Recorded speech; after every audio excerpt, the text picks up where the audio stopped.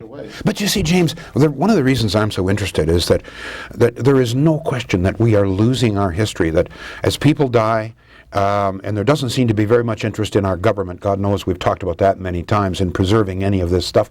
So essentially that's what you're doing. You're preserving eyewitness accounts of Canadian history, some characters. Okay, you want to talk to me about Springhill Mine Disaster. We're going to take a break first, James. Sorry to keep stalling you here, but I find this so fascinating. Our number is 521-8255. We're going to be talking with James Blondeau for a few moments, and then we'll take some of your calls. We'll be back on CFRA.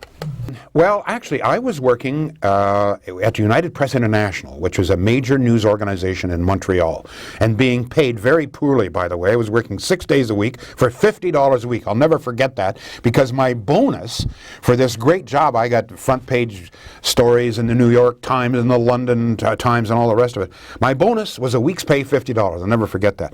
But it's a tragic story, and it's also a story of great courage. Great courage.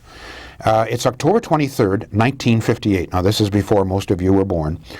And there's 174 men from Springhill, Nova Scotia. Just a little town. That's the town where Anne Murray was born and raised, as a matter of fact, Springhill, Nova Scotia. So there's 174 men working down in number 2 mine. And they are almost a mile underground. It's over 14,000 feet underground. In fact, number 2 colliery went right underneath the ocean. So they are working almost a mile underground underneath the ocean. They were on the 3 p.m. shift. Now there's 24-hour shifts, so they went down at 3 p.m. At 8 p.m., tragedy struck. A bump. Now a bump is a kind of underground earthquake, and I think most people know. We're talking to kids now. Don't forget, know what an earthquake is. They felt this very dramatically up above on the ground too. It just shook. And what happens is, because they're drilling so deep that it releases pressure sometimes, and at any rate, there's a huge underground earthquake that just shakes the earth.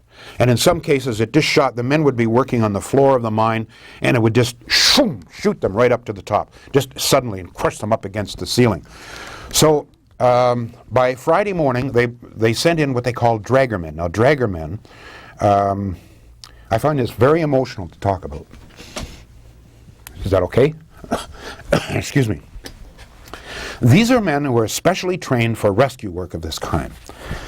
And I got to compose myself because it's such a dramatic situation. At any rate, they go down, and by Friday morning, don't forget this, the bump occurred, the earthquake occurred at 8 p.m. Thursday, okay? By Friday morning, they have 80 men rescued, but there are 94 men dead or missing. They're still down there. Now, there's terrible conditions down there. These men, in many cases, are badly injured. They have nothing to eat. There's no light whatsoever. Can you imagine just being trapped like this for days with absolutely no light? And I mean in the heart of a coal mine a mile down, no light whatsoever. And they became so thirsty that in some cases they began to drink their own urine. It was the only thing that kept them alive. And the taste was so bad, I'm sorry to say this, but this is what happened, that they actually put coal dust in their urine in order to, so that they could keep it down. So they're there, there's 12 men in this one little pocket. And by 6 p.m. Wednesday, there's a little pipe. They find a pipe about the size maybe of my wrist, maybe a little bit smaller. And we're not quite sure what the pipe was. But they can feel a bit of cool air coming down this pipe, so they keep crawling, the men who are able to crawl down, these 12 men. And at 6 p.m.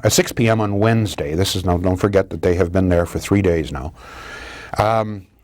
they hear some tapping on the pipe, and they yell. And this is the first time that we know that there are men alive. Now, I'll go back and tell you how I am there. I am the Canadian editor for United Press International in Montreal. When this terrible tragedy occurs, the company, it was the Cumberland Railway and Coal Company, immediately chartered an aircraft out of Toronto to fly members of the media there.